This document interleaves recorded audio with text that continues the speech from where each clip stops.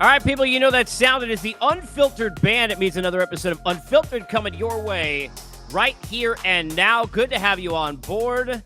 We will be live at noon Eastern time every day throughout the postseason. You can find us right here. Guests from around Major League Baseball setting up the series, all sorts of fun and much more. And if you have not already jumped on board the Unfiltered Revolution, please do so at Casey Sturt on Twitter.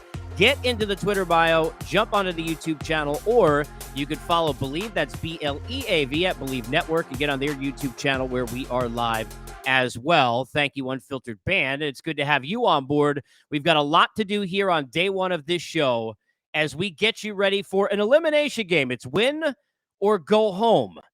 Indians, no mas. Guardians, yes. Yankees could be no mas in just a few hours. Last night, Garrett Cole did everything and more, everything you would have expected based on what he's paid, everything Yankee fans had hoped that they would get from him, albeit with the home runs that he has surrendered during the season, and another one yesterday by Naylor as he was rocking babies. The Guardians were rocking themselves on a flight back to New York for a Game 5, weather permitting, this evening. We will get more on that. Mark Feinsand will join us later on in this show, MLB.com and MLB Network. Also, Jim Duquette going to be with me. We got Geoff Blum, who's been all over it with the Astros, also hosts the Believe Network, Believe in Astros.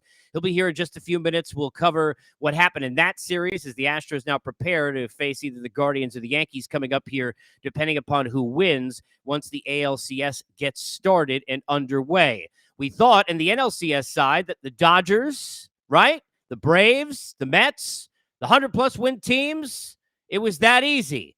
Well, that would be a we if you did not follow us here at Unfiltered. Because if you did, you know that I predicted that the Dodgers would be knocked off in 5 games going back a month ago. I said if they played the Braves, they would lose. I said if they played the Mets, they would lose.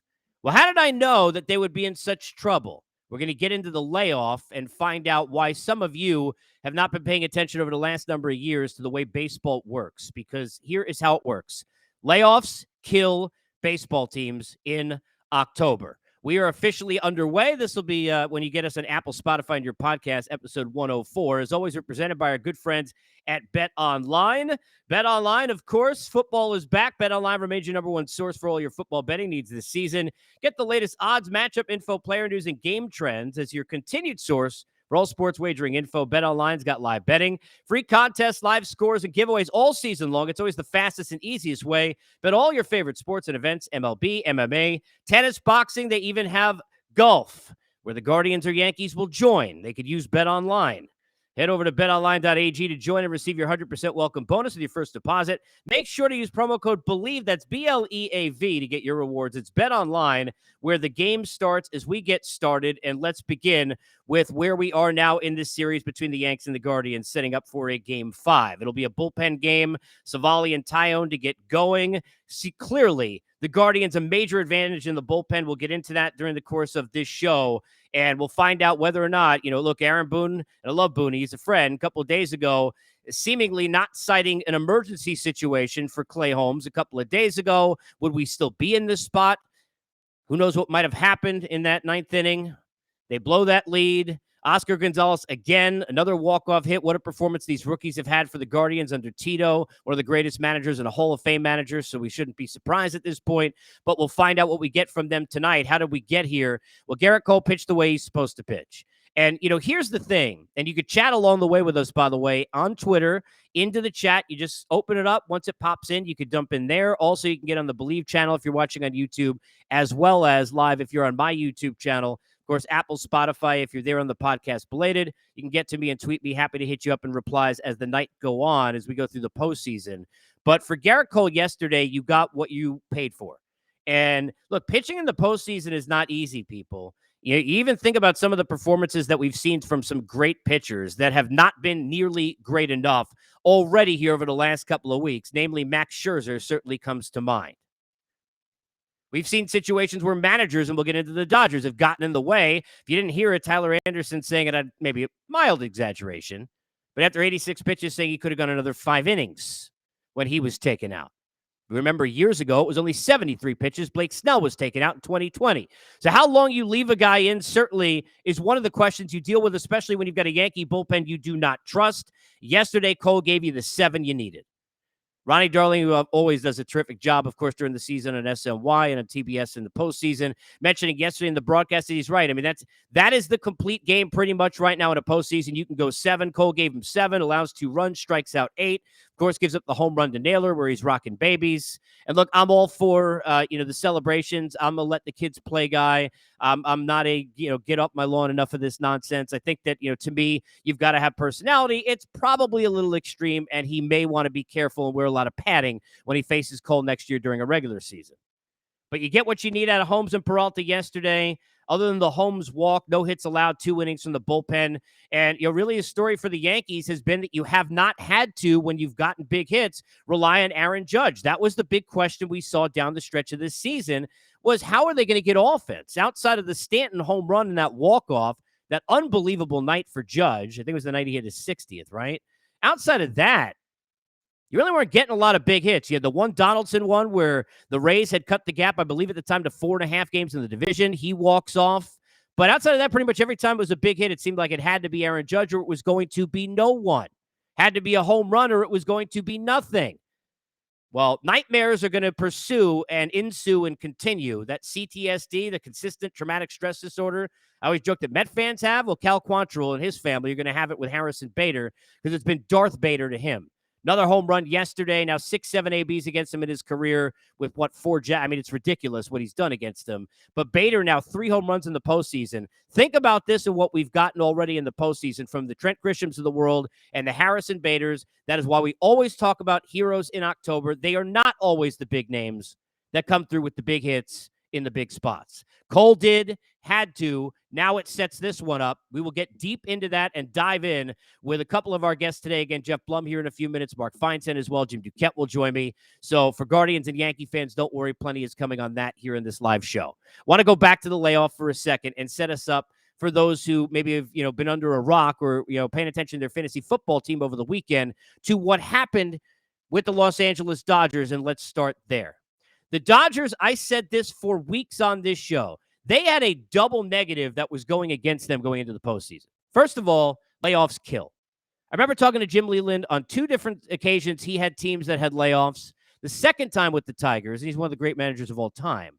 He tried to simulate at-bats, took him down to spring training, flew him down there during the layoff. Didn't work either time. They went home, both times in the postseason. You can't simulate the nerves and the momentum and all of what you deal with at home or on the road that comes with October. You can't get that in a batting cage. You can't get that in live ABs against your own teammates in spring training at a complex with palm trees. Can't get that. Reference it in the podcast yesterday. I talked about it for weeks on this show. 2007 Rockies. They won 21 out of 22. So it was with that team down the stretch. I saw it took place. Nobody was going to beat them. They walked in, beat Philadelphia, weren't supposed to. They walked in, beat Brandon Webb of the Diamondbacks, swept them, weren't even supposed to win. Started the series on the road. And guess what? Then they had a layoff. I think it was 6-7 days, and good night. Lester, which was a great story, of course, battling back from cancer that year. And the Red Sox, outside of my guy, Matt Holliday, nobody does anything offensively. The bats go quiet. They had not seen live pitching in big spots in days, and they went home. Now, do I think that they're definitely going to beat the Red Sox if that doesn't happen?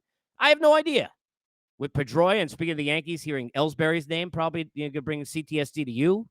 I don't know. But layoffs kill baseball teams in October. When this format came out, I said this on this pod at the beginning of the year. I talked about this over the last few weeks, and I will tell you, including Mark Feinsand, I'm going to talk to every guest I brought up to, he must be over-exaggerating. I think it may be troublesome, but it's not that big a deal. It's a big deal, okay? When you get enough numbers, we are so deep into analytics, and we rock with all of that, right? Yet, are we not paying attention to the numbers? Yeah, I don't even know how many postseasons that I was doing on Turner were throwing up graphics of like teams with 5-6 day layoffs. That's what happened here. Now, I'm not trying to, because I'm sure it will sound this way, take credit away from the Padres or the Phillies. Give them all the credit in the world. First of all, they're getting big hits from their stars. Harper, giving it to you. Schwarber had a couple of big hits. Hoskins had that huge home run, needed to step up and has. And they've had the stories like the Stotts of the world, and their bullpen's been brilliant. Their front two in the rotation are brilliant. Suarez also pretty good as well, right? The Padres, front end of the rotation's done what they needed to do. Bullpen down the back end been brilliant. They've gotten the Hader they needed to get, which, by the way, there was a lot of haterade being thrown at him. It seemed like forever before he finally got his first save in San Diego at home in that park during the regular season. Had an ERA over 10 for the first handful, and then all of a sudden they backed him off. Bo Mel is brilliant, and his staff did a terrific job. They figured it out with Hader, how to work him, and he's been back to being Josh Hader. They're nasty. And in their bats in the middle have done what they need to do, even though they're Harrison Bader or, their Stott or whoever you want to use. They've gotten that out of Trent Grisham, right? They're Oscar Gonzalez. They've gotten that. Back end of the lineup's been good, but they've gotten it in the middle too. Machado's done what he's needed. Soto had a couple of huge hits in the last game in which they just sent the Dodgers home. But the Dodgers hadn't played a big game since when? Tell me, what's the date? I'll wait. I know we're live, but I'll just sit here. You know why? Because you can't. Last big game the Dodgers played was a series against the Mets with the trumpets and all that, right? Where on Sunday Night Baseball, the Mets beat them. They win 2 out of 3. I think that was, what was that, in August, maybe early September? That wasn't a big series for the Dodgers. They were just happy somebody was paying attention. They've been flying on autopilot forever. They were waxing that division. They finished 22 games ahead of the Padres at the end of the year. They didn't have to play any big games. There's no Game 7 mentality for them. Then you combine that with a layoff and not knowing where you're going to go in the bullpen. And again, finally, and this doesn't have to do with a layoff, and I love Dave Roberts. People get on Doc, but people don't understand this, right? You go back a few years ago to the World Series they played against the Houston Astros, all right? I'm sure, and Blummer is going to join us in the future. He remembers it, covering that series. You go back to that series against the Astros, and you had a situation where Kenta Maeda had struck out like 5 dudes in a row in one of the games leading up to Game 7. He was like out, couldn't work, but they wouldn't throw Baez. Buehler wanted to throw. They wouldn't throw him for an inning. They started Kike Hernandez. I love Kike Hernandez, hitting 3rd in the order instead of Bellinger, who didn't play against. Look, this was against the Red Sox, actually. David Price, if you remember, would pitch out of the bullpen 2 days before that in the series. Bellinger got a hit off him. Then he didn't get a start at the end of the series because they went up into their, machines with the 19 different guys involved in that organization. Look, Andrew Freeman's a genius, certainly knows more than we do, but sometimes they get too much with that. And here's Tyler Anderson, who, look, I can't figure it out. How's a pitch-to-contact guy having the great season he's had? Give the guy all the credit in the world, but then you're taking him out after 86 pitches. And you go talk to hitters. Let me tell you something, people. I've talked to, and there's a number of different scenarios I could bring up to you. One that I think of, and this will be a good memory for Yankee fans, but not Twins fans if they're listening. And I don't know why they would be. They probably forgot baseball's being played right now, watching the Vikings, who are, 5-1. But you go back to the Joe Nathan experience, and there were times where certain pitchers would go in. I remember talking to Chef, and he would explain, like, certain pitchers go in, and you feel good. Other times, certain pitchers go out, you feel good. Go ask Matt Williams. Here's Matt Williams with Jordan Zimmerman. Nobody could touch him on that Giant team, if you remember that game. I mean, this guy was throwing no-hit bids and no-hitters down the stretch of the season, into the postseason. He was unhittable. He was brilliant. He's sitting there, and here comes Drew Storen with Posey and Sandoval, I think it was, due up in the order, and go home goodbye.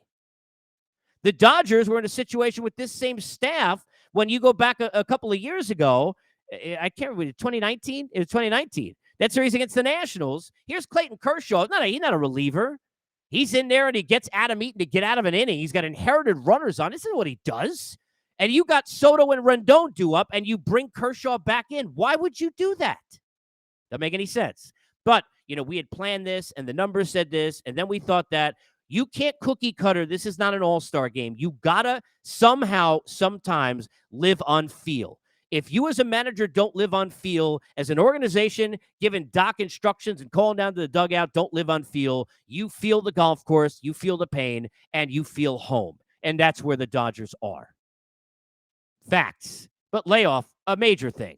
The Braves, nobody could get that lineup out. You watch it down the stretch of the season. I mean, who are we kidding, right?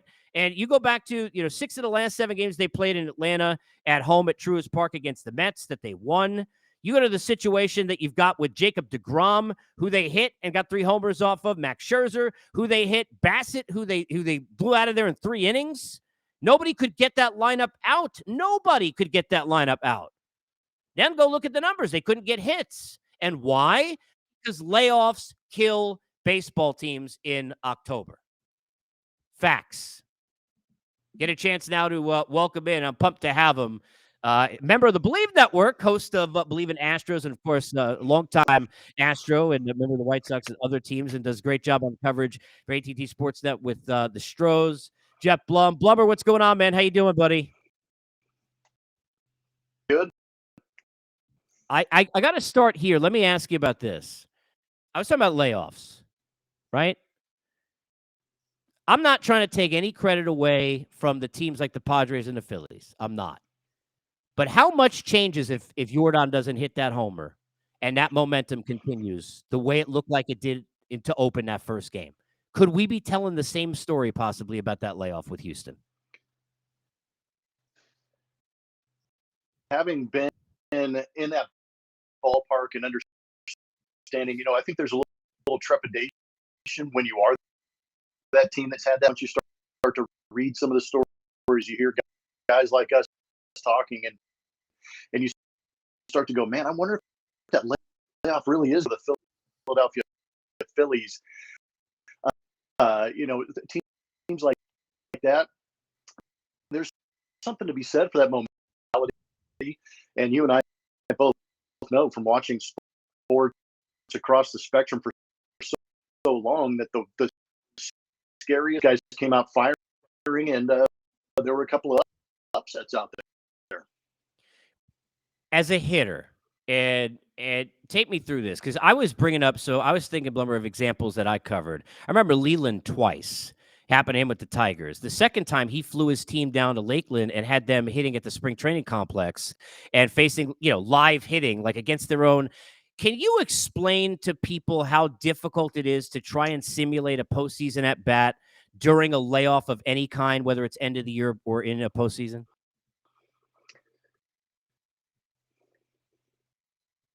Yeah, they're going to have the issue. It's like breaking camp. It seems like every year pitchers start to sprint out of spring training, so they come out firing bullets as soon as they possibly can. And I think it's easier for them to ramp up because it's all how it feels coming out of their hand, as opposed to a hitter. A hitter has to figure out, when do I get my foot? Oh my gosh!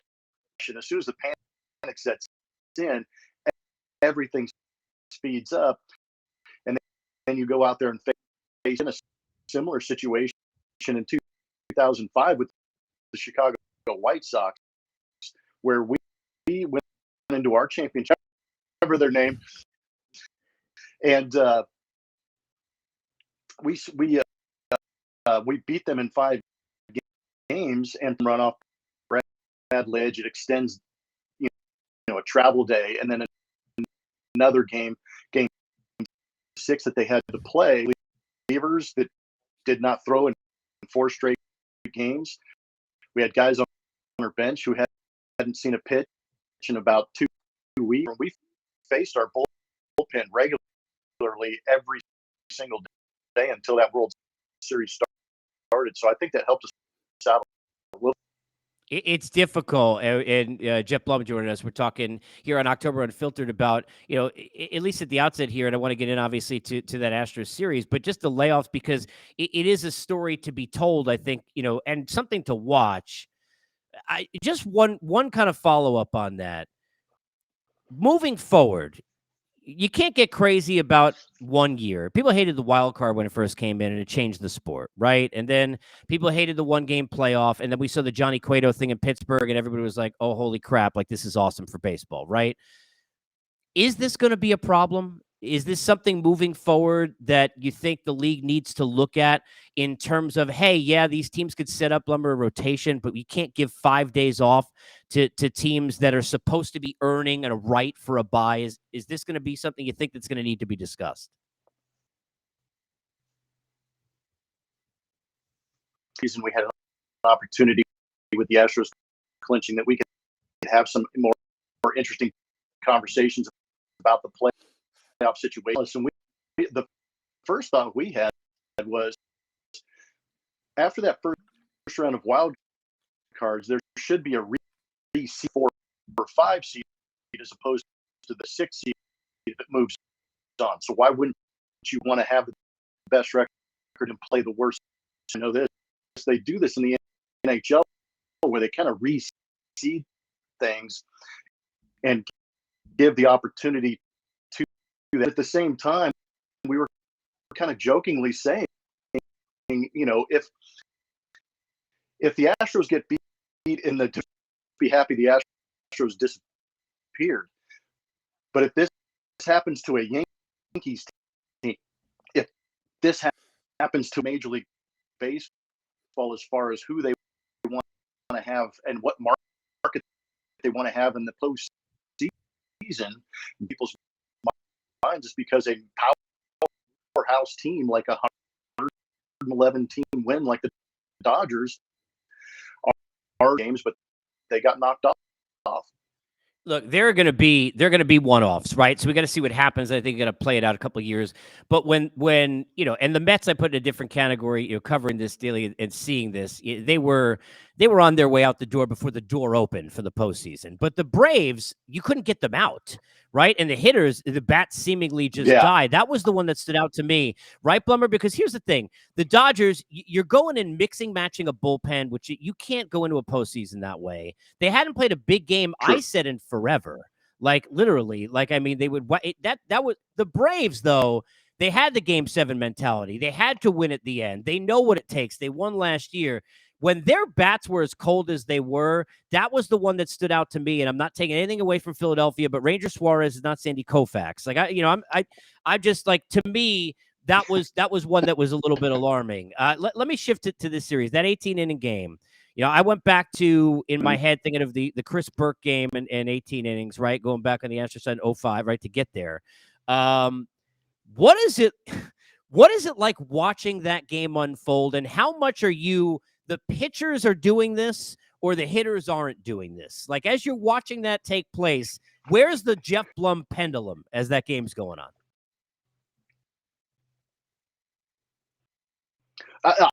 I'm throwing out there, obviously, with pretty good knowledge about the Astros, and you know, it's not a 1 through 5, or, you know, Cal Raleigh down there doing a great job. Every time that dude came to the plate, I was like, here we go. This, and in that wild card series, and I said, this is going to be the guy. But then you have Luis Garcia going out there and throwing 29. So the whole thing was miraculous. But I really give a lot of credit to the pitching staffs that into that extra inning situation, and it favored the Astros just because their bullpen was so good. Yeah, we saw what he was able to do for 6 innings out of that bullpen. So they were built to go about 40 or 50 innings.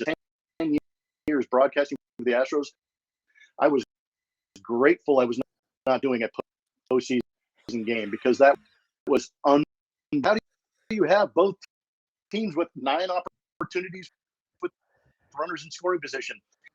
Seattle only had 7 opportunities for Penn Murphy. It took 1 swing, Jeremy Pena, but you know, it's miraculous, and it's amazing to me that back in 05 and kind of set up for a trajectory for another opportunity for the Astros to get to the.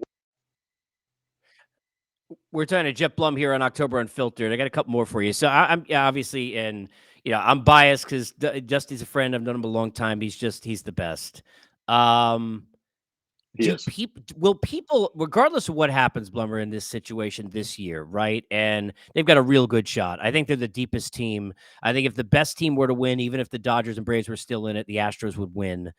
But regardless of how this ends, do you think people will ever nationally, because of what happened with all the garbage cans and all this stuff nationally, so people are not like empathetic to the Astros, let's be honest. Because of that, will people ever nationally give enough credit to how difficult the spot that was that Dusty walked into and the job he's done with it? Great question. And I actually appreciate this question because, the players, and there's five guys I think I'll be with them. And like you said, nobody's empathetic towards the Houston Astros. But the fact that they put him in front of this situation was, I don't know if he knew it at the time, but it was borderline genius. Not just for what he did on the field, because I grew up watching him in L.A. playing with the Dodgers and going to play against him several times as a manager through the National League Central.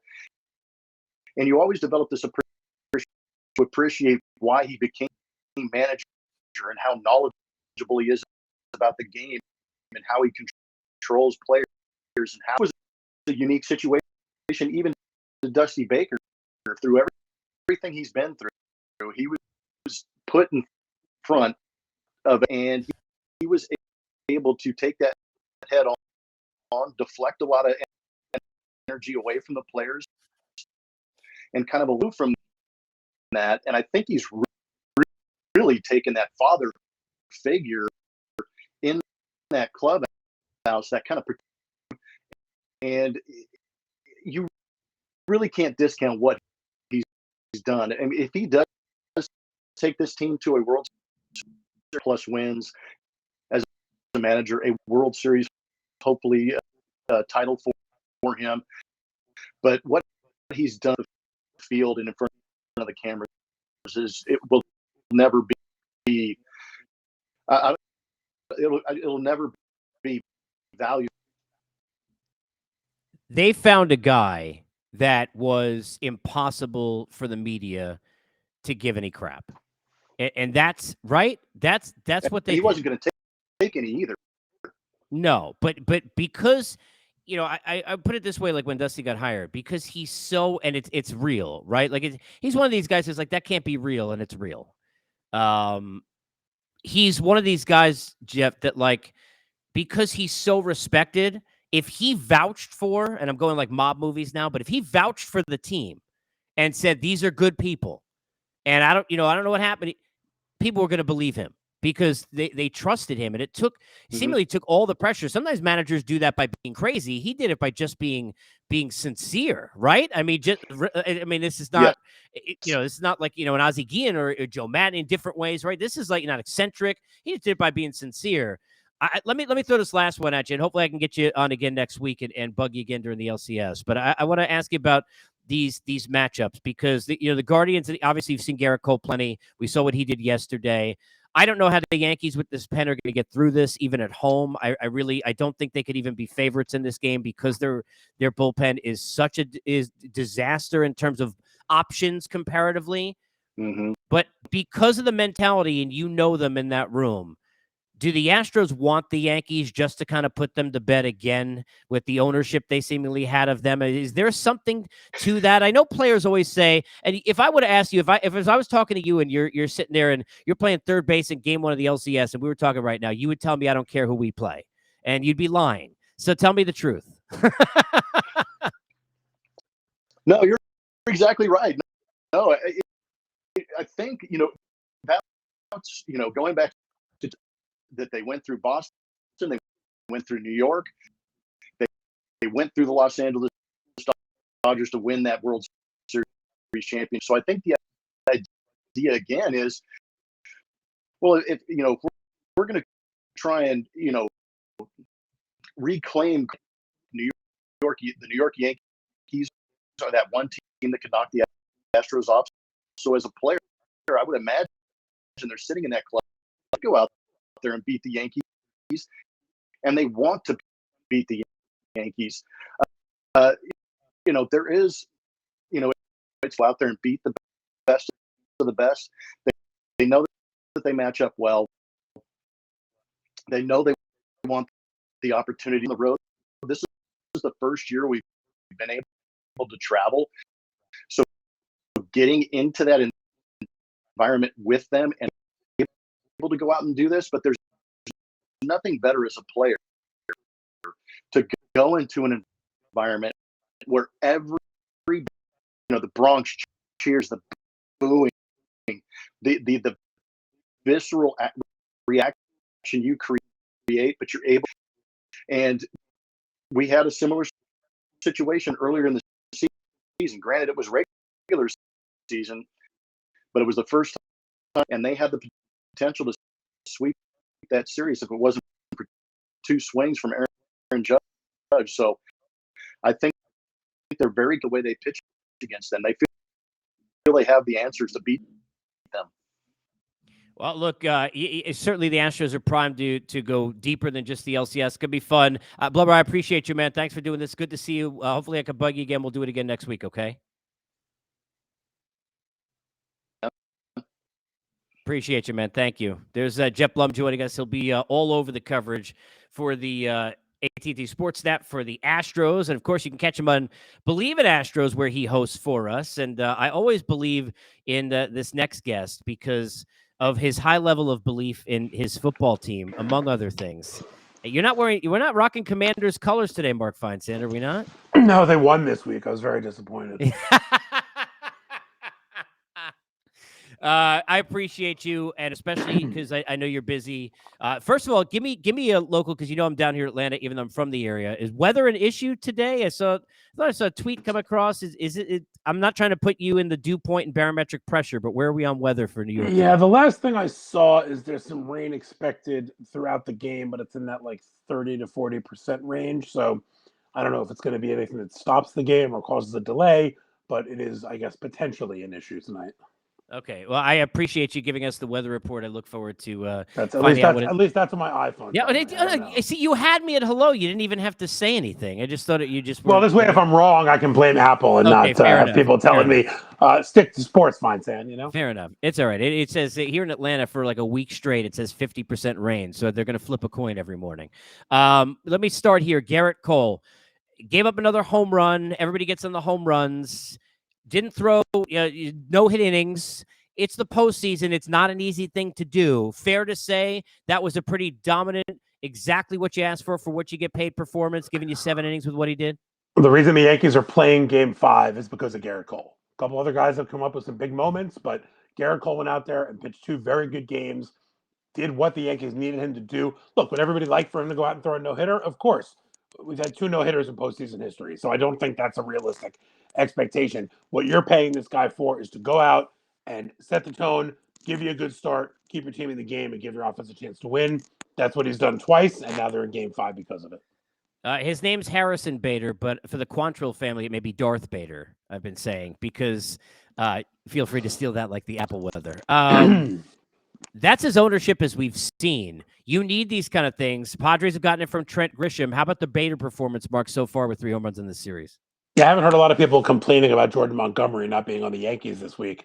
Bader, this was what they were hoping for from him, was a guy who would make some spectacular plays in center field, cover a lot of ground out there, and come up with a big hit from time to time. And that's exactly what he's done. They've got him for another year. I think that trade is gonna work out as being a good-looking one for the Yankees and the Cardinals, because Montgomery was great in St. Louis. But the Yankees have been looking for a guy to sort of just take control of that center field spot. Bader is certainly doing that. A little trippy for me seeing Cal Quantrill pitching in the playoffs, because I covered his father, Paul Quantrill. You're old. And I remember, I'm so old. And I remember, Quantrill having his kids in the clubhouse, and apparently one of them was Cal Quantrill, who's now, pitching for the Guardians in the playoffs. I'm sure whatever advice you gave him when you saw him was exactly what led to Oh, yeah. I worked on his curveball with him. Today, is it fair to say, if you were to handicap it, and we are presented by our friends at BetOnline, so I'm sure they have, the Yankees may be the favorite because they're at home, but with the bullpen situation, or the Guardians, now that's into the jar.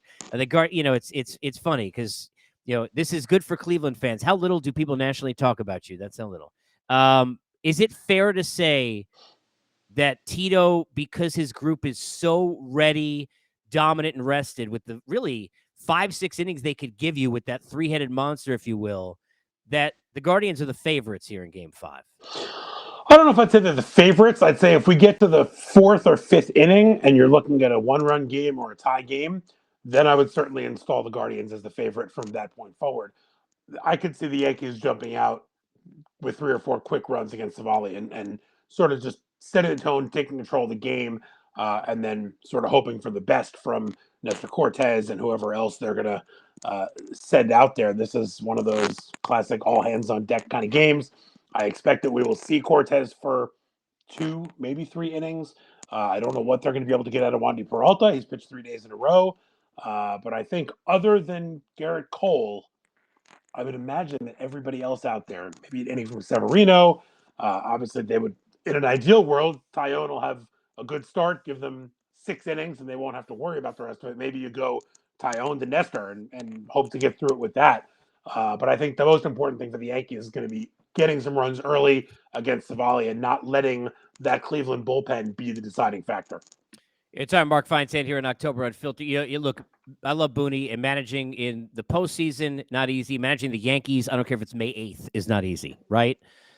But fair, the amount that was made of the, hey, isn't this an emergency? And why does there seem to be a contradiction with the whole thing that happened 2 days ago with Holmes? I mean, now kind of looking back at it, they win game 4 to put them in game 5. If they lose the series, however, still people are, Yankee fans are some of those people, going to look back 48 hours prior. How did you read that whole thing that took place late in the game in game 3?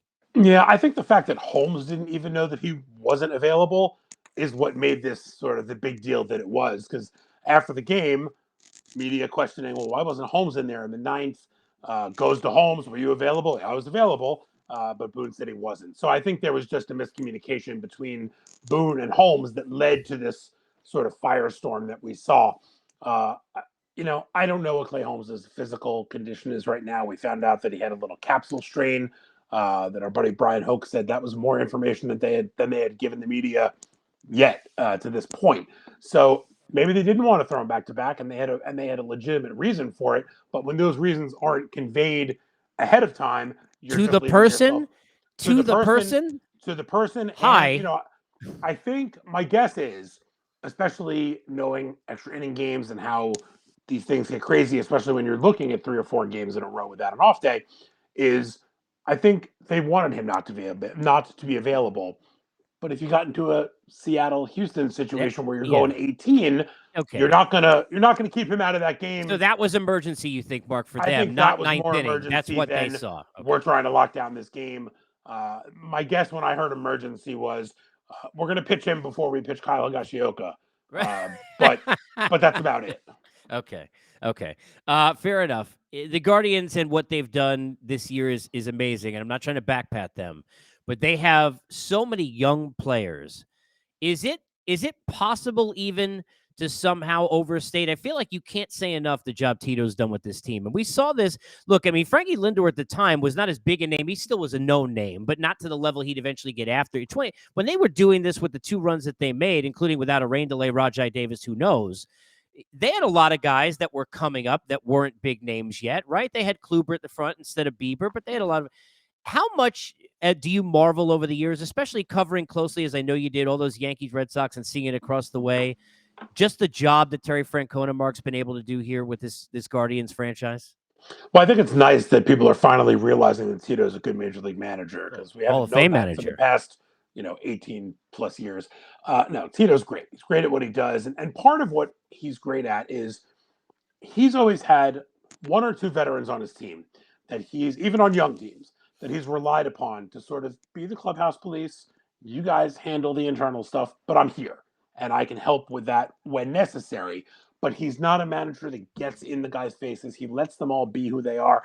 I remember thinking back to like 2013, 2014, he had Nick Swisher and Jason Giambi, 2 of my old favorites from the Yankees, in that Cleveland clubhouse. And he kind of let those 2 guys set the tone in there, police the clubhouse. I'm not going to be in anybody's face. That's your job. The baseball part of it, there's no question that Tito is as wise a baseball guy as we've seen ever.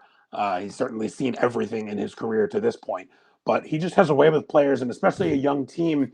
They look at a guy like him. There's no wondering, like, does he know what he's doing? Does he know what he's talking about? Like, why this doesn't sound right to me? I'm not sure. No, Tito's won World Series. He's been in a lot of postseasons. He has the utmost confidence in his guys, and they have the utmost confidence in him. Yeah, just to give like a very small example. So, and I love Manny Acta. He's a terrific guy. He's a great third base coach in this league. But he was the manager before Tito went in there. And I remember being in spring training and hearing people talk about the first time that Tito took over there, the one-on-one conversations and his understanding of not delegating certain things you could delegate to coaching staffs, but not delegating to Sandy Alomar Jr. or other guys like seemingly had been done before, and directly opening up the office and saying, hey, here's, even if it was a problem, this is what's going on. It's communication level. It's why he was able to use Cody Allen and Andrew Miller, right? The way before we got into this now high leverage situation, everybody understands he was doing that. Miller came over, never got a save opportunity until the one he got to beat Toronto and put him in the World Series. I want to move on and ask you about the layoff and go overall. I talked to you about this the last time we talked. I asked if you thought this would be a problem with the Dodgers specifically is where I was looking because they hadn't played a big game in forever. I am not trying to take away from the Phillies and the Padres, even though it's going to sound like it. I'm not saying it's all about the layoff. It's not. But I think it's fair to say it's a part. The Braves lineup that, no, look, DeGrom and Scherzer, Mark, couldn't get them out. Those are pretty good pitchers. They looked lifeless a little bit with Ranger Suarez. I know how great the other two guys are. And overall in the series, they didn't hit well. Even the Dansby Swansons, the guys who always seem to come up with that big hit, couldn't. How much are you putting into what has gone on with the layoff, or people like me putting too much into what has gone on with the layoff? I'm going to go with the latter. I think there's not a single team out there that would say, you know what, we'd be better off playing in a wild card series than having. Well, I'm not saying that. I'm just asking, do you think it's had an impact? Look, it's hard to say. When you lose, it had an impact. If you win, it didn't impact the Astros. Isn't it funny how that works out? I mean, the Astros, nobody's saying, oh, Houston, I know they went 17 innings before they scored a run in that last game, but no one was looking at that and saying, Yordan Alvarez's timing just looks a little bit off because of the layoff. I think it's a result-oriented thing. If you have a chance to line up your starting pitchers that the other team doesn't, that's a huge advantage. If you have a chance to get your bullpen rested that the other team doesn't, that's a huge advantage. Could the hitter's timing be off a little bit? Sure, that's possible. But hitter's timing can be off a little bit when they play every day also. This is the nature of baseball. Or face great pitching, right? Or face great pitching. So I don't think you can blame the Dodgers and the Braves' losses on the layoff. They had their pitching lined up perfectly as they wanted to have it. Their bullpens were rested. They just didn't hit. They ran into hotter teams for that moment. And we have seen it sometimes. A team gets hot and that momentum carries them through. Could that have been the case? Absolutely. The Dodgers and Padres play that series 10 times. The Dodgers probably win 7 of them. But for this 4-game series, they didn't.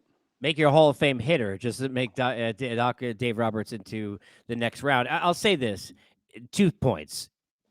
In game 1 of the Astros and Mariners series, that game looked like it was going to be another story of momentum of Seattle continuing till Yordan Alvarez hit that homer. Now, I'm not planning to play ifs and telling you Mariners win that series, but the momentum seemed to carry into the game 1s was my point, is even in that one, because Houston kind of, look, Alvarez, I'm not saying they don't win the series overall, Mark, and they're the best team in baseball. You and I both think they're going to win the World Series, but I'm just saying that momentum does mean something. Let me just follow with this.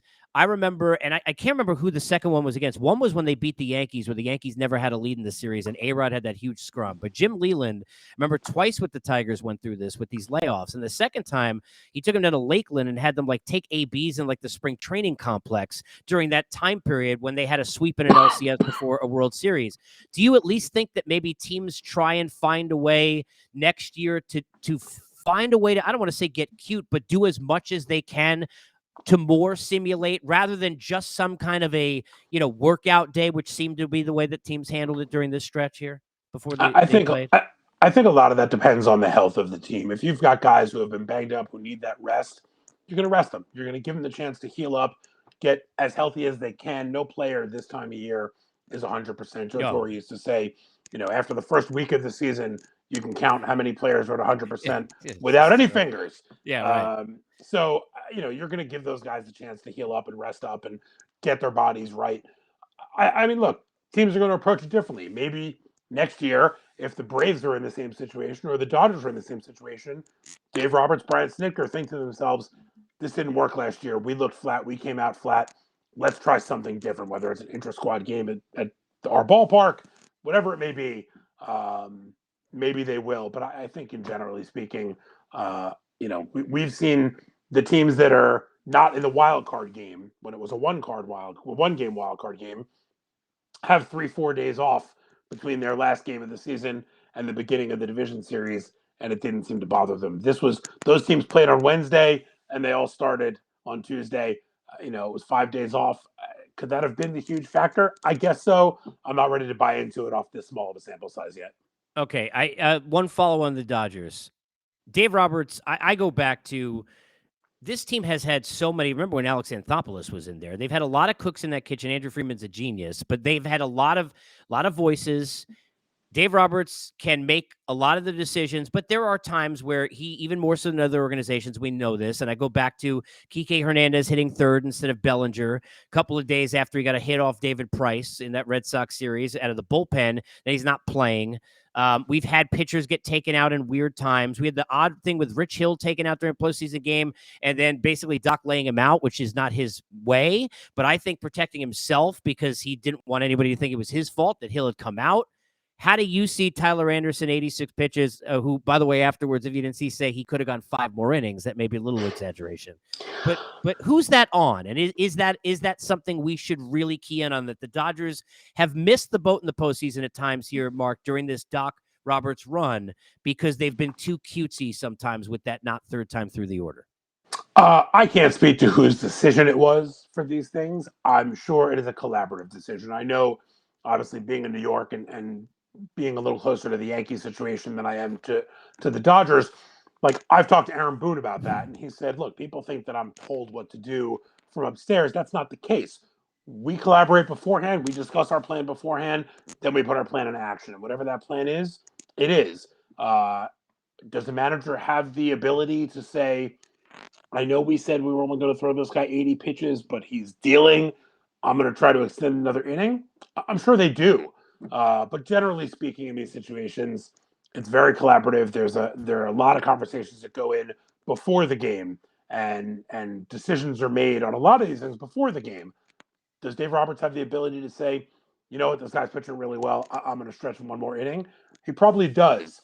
But if that extra inning he gives up 3 runs, that's not going to reflect well on Dave with his bosses if they've had that conversation. So, it's a tough thing about managing in 2022. There's a lot more that goes into it than, when Sparky Anderson was just making the calls in his dugout. We see, and I got 2 more quickies for you, but we see stories, Mark, of guys who, as younger players, even though they've got all the talent, they're immature, things are not handled the right way, and then all of a sudden you watch them grow and mature. And I'm leading to talking about Manny Machado, who you had to see as an Oriole for years, and in those years covering the Yankees. And look, always a lot of talent, right? But he was not a guy who was a leader. He was not a guy who you would consider to be that way, certainly vocally. I'm watching the way he's carrying himself, the interviews. Seemingly something happened when the pinworm scenario with Tatis Jr. or whatever that was, obviously in quotes, occurred. Are you seeing that from afar? Like, are you watching this saying, hey, look, this is we might be seeing a story of a World Series team where one of the things we point to is that we watched Manny Machado go from a great talent to a total overall baseball player and talent like he is now? I think so. And I've gotten to know Manny a little bit over the years, speaking to him in spring training or other places.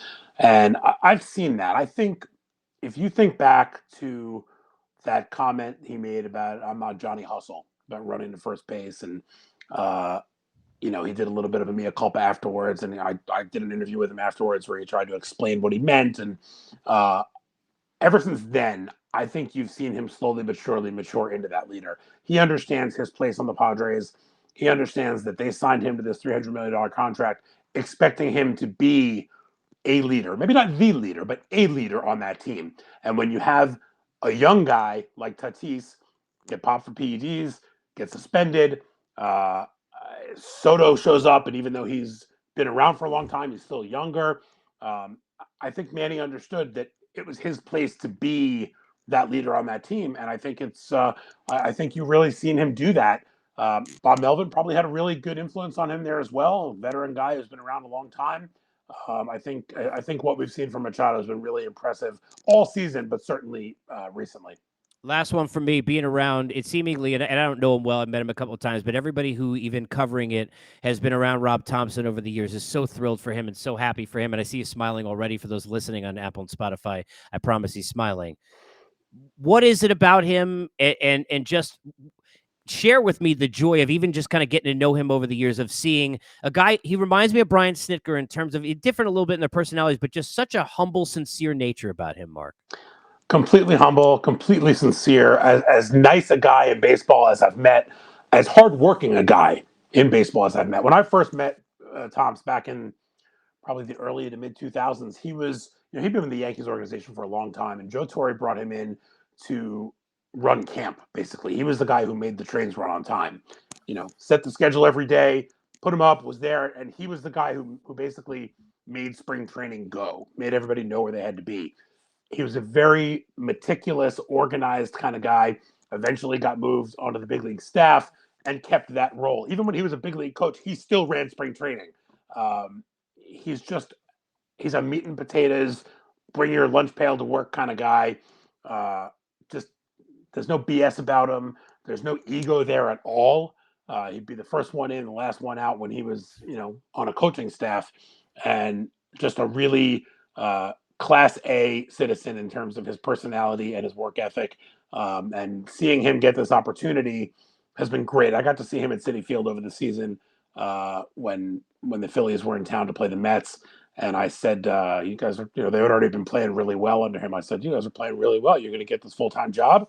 He goes, if they want me to do it, I'd love to do it. If they don't want me to do it, I'll go home and I'll be just as happy. So he wasn't putting the pressure on himself, knowing, well, this is my shot. I got to make this happen.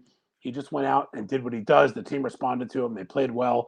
And, I was thrilled to see him get that interim tag removed. You could tell, Mark, the love for him is real from the players. Oh, you could tell. You can tell how sincere it is. Kind of like you with the Commanders. By the way, Isles are 1-1, so at least we got that. I appreciate 7-1. Big night. Yeah, 5 goals from the defenseman. How about that? We should, the way that every team I root for scores, we should have saved some for another time. I could have used the run for the Mets. Appreciate the Commanders won a game 12-7, so I don't think it was a matter the of Giants are points. 5-1 right now. Brian Daboll is terrible. Okay, they're not okay. First of all, really. No, okay. My team's terrible. Go ahead. Your team's average at best. Here's they're the not thing. They're not a 5-1 team. They're average. They may be average at best, but coaching and culture, right? You and I both know this.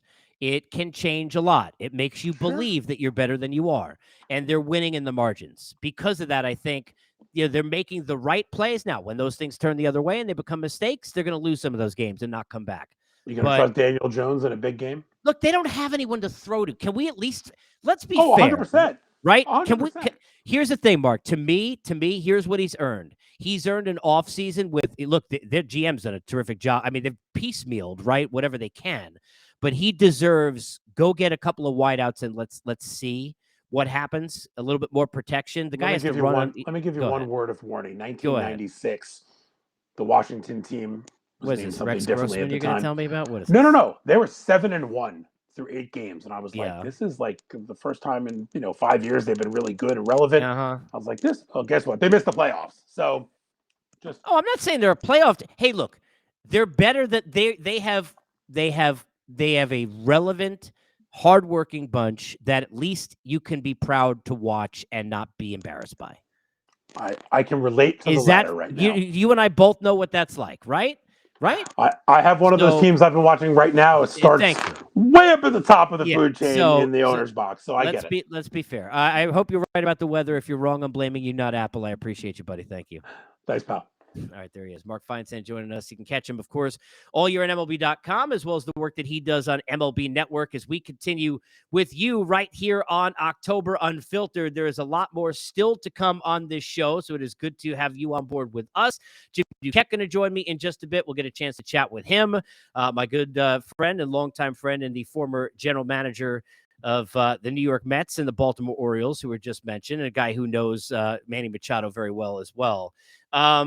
A couple of things, and I want to get into what was just discussed by our two guests so far. First of all, you could jump in on the chat if you'd like to do so. You can get it on YouTube at my channel or at Believe's channel if you're watching that way. If you get it on Twitter, all you got to do is open it, click, jump in on the chat, or you can tweet and reply, and it'll get you along the way. And of course, for those watching on Apple, listening on Apple and Spotify, belated, you could jump in tomorrow when we're live. We'll be here live every day at noon Eastern time. Let me start here with Blummer and the Astros.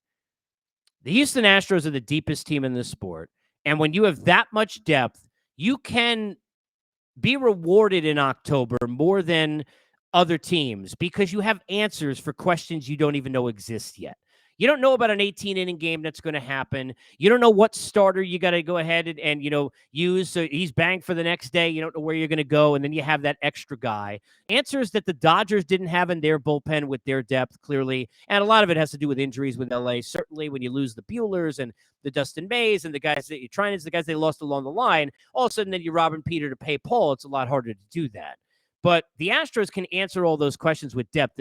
It's what makes them so difficult to beat. It's why, and I deserve no credit because a lot of people had this, but I had them before the season, before the postseason, winning a World Series because of their depth. But they also have a manager in Dusty who, I just want to go back to this for a second. People don't understand how difficult of a situation, and I understand, look, we never have empathy for anybody that does anything that we want to do. We all wish we could play baseball. We all wish we could manage baseball teams.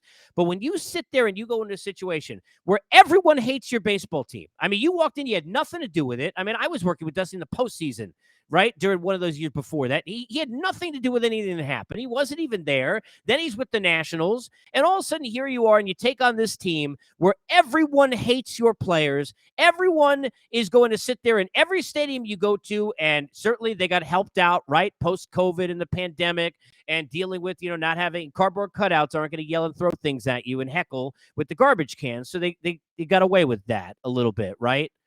In addition to with the immunity, not getting away with everything. But that is a difficult situation to come into. And for Dusty, he's done such a terrific job of just giving balance. And that's where managers don't get enough credit. Look, managers are like field goal kickers, right? You expect a field goal kicker to make kicks. You don't really, unless he's winning the game, you're sitting there and you're not jumping up and down. You're not wearing his jersey. Maybe there are people with Adam Vinatieri jerseys, but I don't know how many kickers, how many Graham Gano jerseys you got. None. All right? He had one game this year. I think he hit 5 field goals. You get his jersey? Probably not. If you see a Gano jersey and you're sitting there and you're taking a piss over at MetLife, you know that's his cousin or neighbor or friend.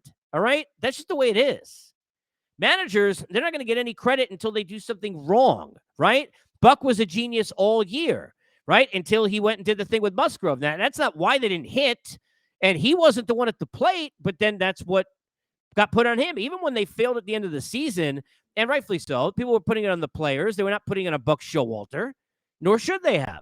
But I sat there and was in a post game and was sitting there giving the first remarks for anybody who watched that game when Ubaldo Jimenez was in the game. And I've told this on the air many times, but I told Jimmy Rollins, get his shoes on and we're going in to go on set because I knew the game was over. And Zach Britton is sitting there and he's third in Cy Young that year and brilliant, and he got wasted away. So great managers, they're not getting any attention. They're not getting any care. They're not getting any love. They're not getting any back pats. They're not getting any hugs. Nobody giving them any rub downs until you get to the end. And then when they screw up, that's where you get on them. But for Dusty Baker and Bob Melvin, think about the Bo Mel situation. Look, this should not be a surprise that Bob Melvin succeeds. Look at all the things I used to say for years, Bo Melling. Bo Melling was basically trying to find a way with what you got, trying to make chicken salad out of the other kind of chicken. That's Bo Melling. And look, Billy does a great job, but that ownership, they're not going to do jack for you. And everybody had to go. I remember sitting there in the postseason. Now we see Josh Donaldson with the Yankees, certainly removed from other places like Toronto, where he spent time, among other areas. But you go back to sitting there with the A's. The A's are, in the year that the Lester and Cespedes deal happens, they're 30 games over 500 on the 8th of August. They're the best team in the sport. Next thing you know, they're going home. Lester's blowing a 7-3 lead to the Royals, and the Royals without Bumgarner are on their way to one of what would have been 2 World Series wins. So Bob Melvin's had to deal with all kinds of stuff with losing players and not having explanations, not having excuses, not having an opportunity to give any excuses. So when they went from Jace Tingler and the, hey, I'm going to get on my own team and Tatis Jr. for swinging 3-0, the pinworm is one thing, but swinging 3-0 is another. And then all of a sudden you're getting into a situation where you bring a guy, it's like going from chaos to like serenity to going to ultimate peace. You've got a balance. Bob Melvin's not going to look any different if it's 8-1 up or 8-1 down. Dusty Baker, 8-1 up or 8-1 down. These are the managers who succeed in a postseason. Craig Counsell, who I think, look, I understand what happened with the Brewers, and they couldn't hit a lick down the stretch and had issues, and a lot of that's between their margins in terms of dollars and what they can and cannot spend. But anybody who's watching the game worth anything can tell you what I will, that Craig Counsell is one of the best 2 or 3 managers in the sport, whether he wins a World Series or not. And he may not do that because Milwaukee may not be able to put him in a position to do that. But that dude's one of the best couple managers in the game. But again, another guy, I got no idea if they're up 8-1 or down 8-1. These are the guys who succeed. Joe Torre was that way. So when you sit there and you look at these postseasons, you have to think about managing and the importance that it has. I go back to it. Look, I love Aaron Boone, but what Mark Feinsand, and I do, and it's not it's true. It is not easy, right? It's easy from where we sit. Easy for me sitting here, right, in my office, and to tell you, hey, look, I really don't understand whatever the hell it is, move that's going to be made in Game 5 against the Guardians tonight. It's not easy if you're sitting there managing the game. Not easy if you're doing it for the Yankees in that cauldron in New York. But you cannot be in a situation if you're a manager where your pitcher doesn't know he's not available. Because what happens is, even if Clay Holmes is sitting there, because think about it this way, right? It's like, Tyler Anderson is telling you after 86 pitches, I want to go another 5 innings. Why is he saying that? Because he feels cheated. He feels shortchanged. He feels like Blake Snell felt with Kevin Cash. By the way, another example. Don't know 8-1, 1-8, right? Even keel the whole time. Great, a huge reason, manager of the year that they're there in that spot, makes the mistake, and that's all anybody remembers. Back to the field goals and the Gano jerseys and the Blair Walshes of the world. That's where you're at. But if you think about this, logically, you can't come up with a reason that a pitcher in your bullpen you absolutely need to throw, because, look, I get it. It's not an emergency, like nobody's going to die, but there's no bigger baseball emergency than if I get 3 outs, we get a break. We're going to the next round. We get to keep playing. We're not backs against the wall. These are emergencies in baseball. There aren't real emergencies. These are the emergencies you're going to get. That's what an emergency is if you're a manager. I got to know, can I use you? Are you available? When that pitcher in Clay Holmes, who, look, he might be sitting there thinking, hey, look, I wish I was used. And I don't know whether or not, he had been told that he wasn't available, but he disagreed with it. And that's a way that he kind of let it slip out a lot of times with inexperienced players. And he is. Remember, this is supposed to be Chapman's role. He got thrust into it mid-year, dealt with the injury, came back. He's done the best he can. And also give the guy a hell of a lot of credit. But he never been through this before as a closer in the postseason. He might have well slipped out and said, I'm available, because maybe in his own mind, he's thinking, hey, I'm available. What the hell aren't you freaking throwing me for? But it makes it look like he wasn't told. You can't have the pitcher not know if he's available, because it makes the communication look atrocious, and that can't happen in a situation where you could go home in a postseason. It makes you look bad. The Yankees used this game in Game 5 to the Guardians. Nobody going to get on Garrett Cole anymore. If they do, they're idiots. I'm sorry. Nobody get on Garrett Cole anymore.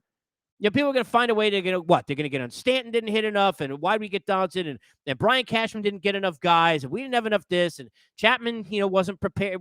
Whatever it is. But in that mix, Aaron Boone going to be in the front end, and one of the reasons is people are going to be getting on him saying, hey, look, that was a game we should have had.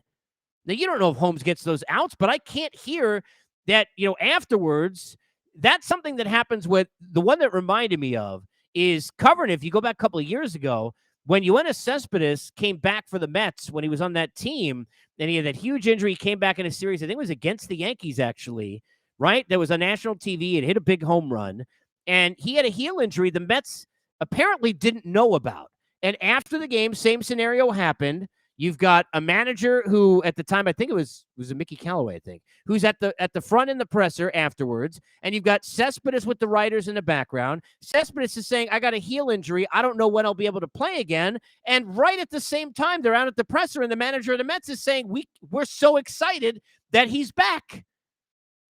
That can happen with, the crap that you deal with the Mets disaster of that franchise, pre-Steve Cohen, and who knows, maybe still some. But that can't happen in a postseason with the Yankees. That's a bad spot.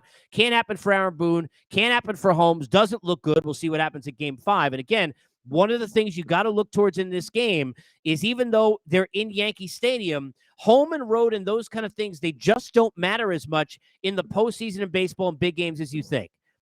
Best pitching performance I ever saw in person that I was able to have, the pleasure of covering was, Madison Bumgarner coming out of the bullpen when, I remember Bruce Bochy telling me in an interview down on the field before that game, we're hoping he can give us 2, somehow 3. He went, 4 2/3 or 5 1/3, whatever the hell it was, and, took Ned and the Royals out. That was in Kansas City. Now, I'm not trying to compare playing at Kauffman at the K, no offense, to playing in New York, but this isn't the old Yankee Stadium either. And Tito's teams aren't scared, and they don't care. They're rocking babies around. I mean, now look, sometimes you need to play with that house money. Sometimes you got to have that unabashed, overly, size, your cajones with the confidence, and they got all of that going into Yankee Stadium.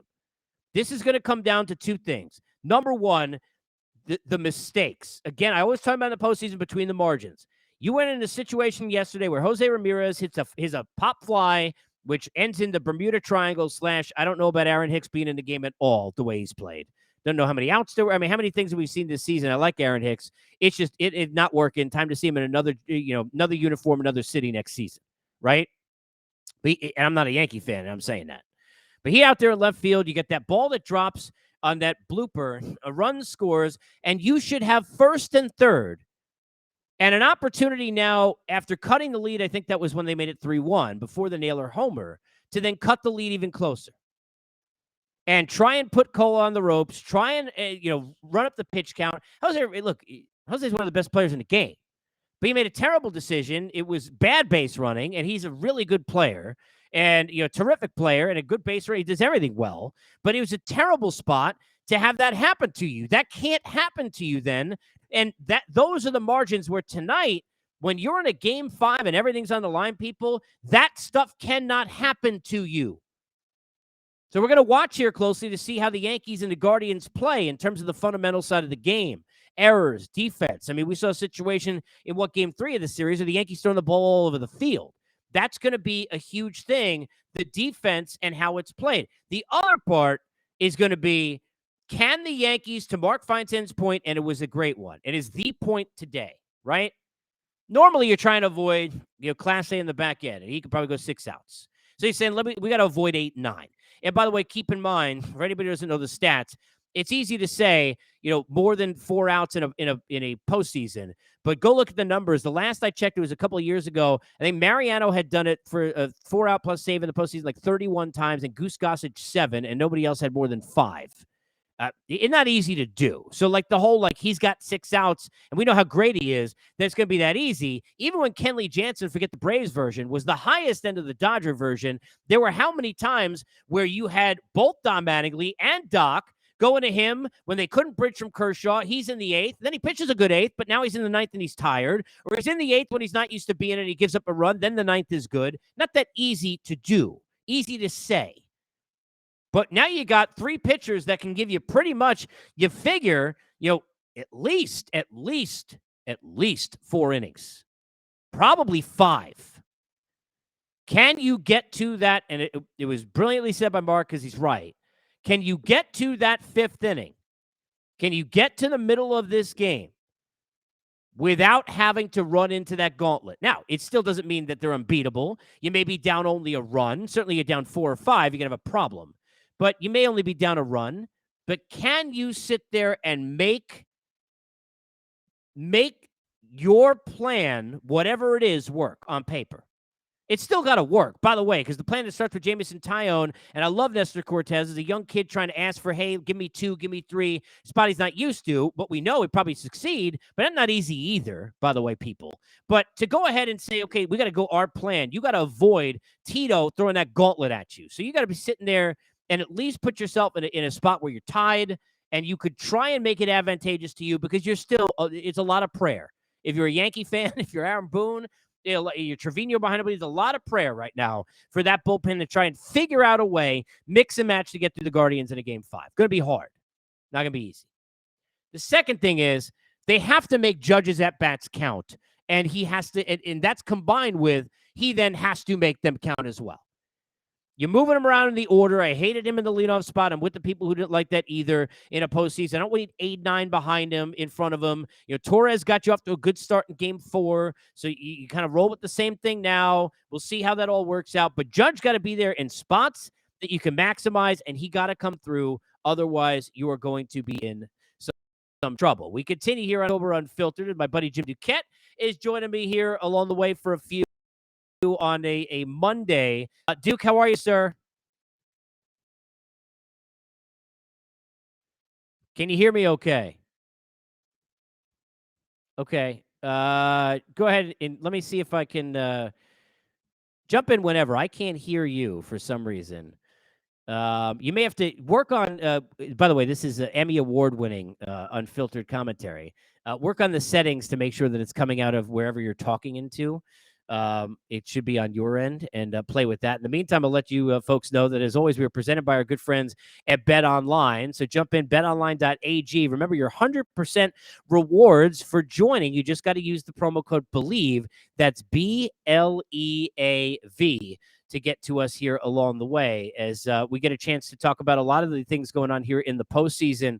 One of the things that I've been talking about with this layoff is, the importance of momentum. The irony is, as much as the Astros were able to sneak out and not have that affect them, game 1 certainly looked like it did until Yordan Alvarez hit the homer. Ironically, now they're sitting around and waiting as the Guardians and the Yankees get together for game 5. So could we be in a situation, weather permitting, where they play tonight, the Astros get into a situation where the layoff maybe affects them early in that series, regardless of the fact that the Yankees will have worn out. Certainly, the Yankees have any chance to win tonight. They're going to be wearing out that bullpen. I don't want to hear about emergencies. Everybody better be available if you're going to have any opportunity to win this game tonight in game 5. Again, Savali will be the starter to get to us on the side of the Guardians. And we've got a chance to get on the other side, Jameson Taillon. You figure Nestor Cortez, Clay Holmes will be available, and whoever else. As we continue with you, October Unfiltered. If you're joining us on Twitter or on YouTube, you can see how lovely and beautiful Jim Duquette is. So at least that is of course the most important thing.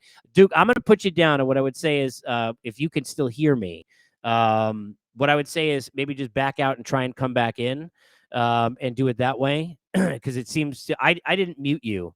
Whoever did it, I'm gonna, I'm gonna blame, just because I always have to get on everybody. I'll say it has some Met fan thing to deal with it. In the meantime, I want to let you know about tomorrow and set you up for that. Buck Martinez will join me tomorrow, which I'm excited about. Sweeney Murdy will be here, whether or not the Yankees win or lose. So we'll have reaction on that from SNY, WFAN. We've got a lot of other guests planned here throughout the week as well. So stick with us. Remember, you can be part of the Unfiltered Revolution in a number of ways. Get me at Casey Stern on Twitter. Jump into the bio, get into the YouTube channel, and get to us that way as we welcome in Jim Duquette. Do I have you now, sir? You have me now. You have. There we go. Thank you, sir. I appreciate you, buddy. So you are officially unmuted. I did not do it. I just want to let you know I didn't do it. And thank you. I could not I would not unmute. So that's all right. We got you. That's all right. Thank you. That's all right. Thank you for doing this. Let me start here with this. Yankees Guardians game 5. Even though it's in New York, considering how easily Tito can set this up comparatively to Booney, who is deep in prayer, are the Guardians the favorites actually in this game to you here in game 5? I think that being and I really feel like our better team, but the way their bullpen is lined up will not go away. Give the Guardian team, and they won they already stole a game. They are trending more for the Guardian. I always also this series with the rain out 4 straight. I think the advantage was going to go. I think there's a lot of things that are pointing to it. One kind of caveat: probably he has not pitched well. This is his first postseason since the end of the season. If the Yankees in the first inning has not been good to survive, and then the fourth inning for Sabali is up the board early on, then. But I would say to your point, the Guardians are rare, but I think they're a slight favorite today. When you look at the situation a couple of nights ago with Holmes, and we love Booney, right? And know him well. He waxed us in a fantasy league like 4 times. So, we know the success he has running a team. But I gotta ask you about this.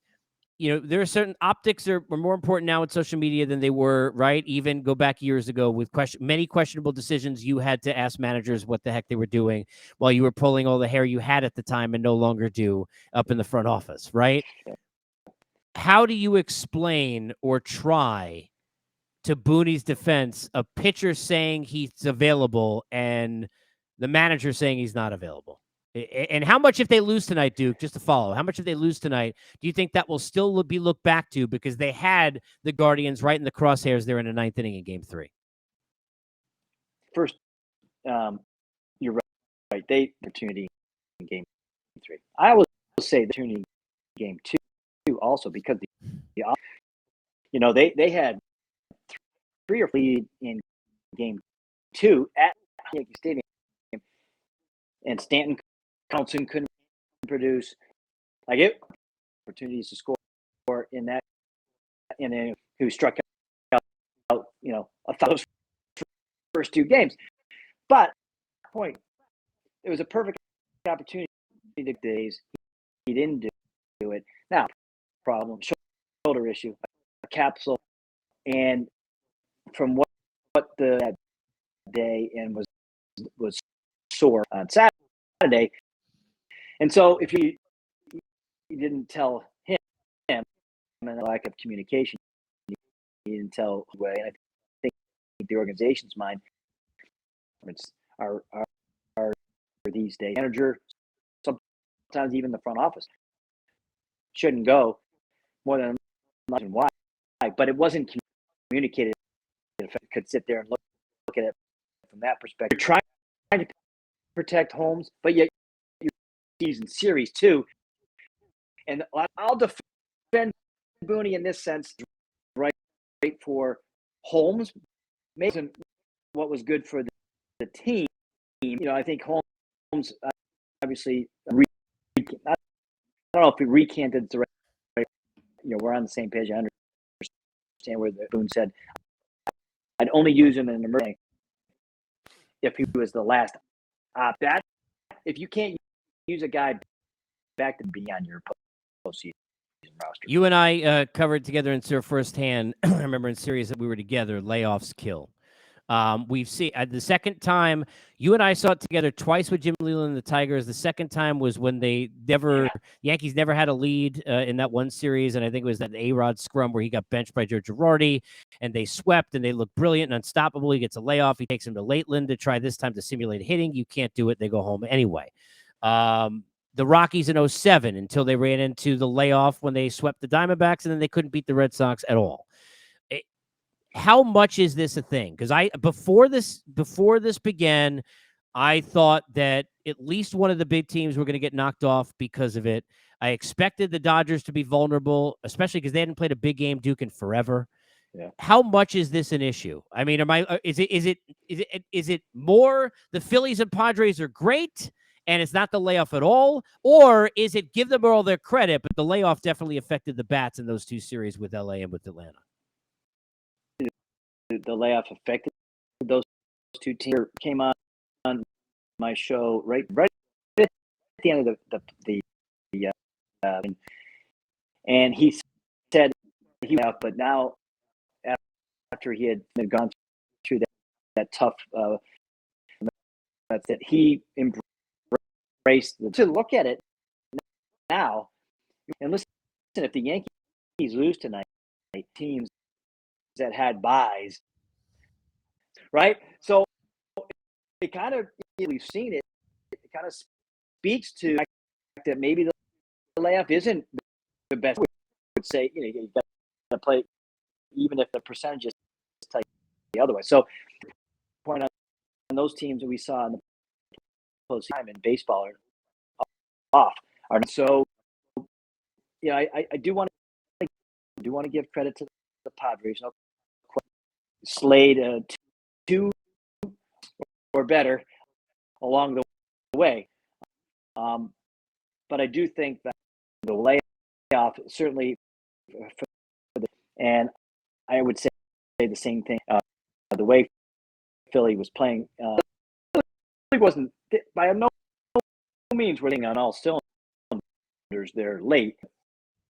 First two games, gave them that they could that they were extra.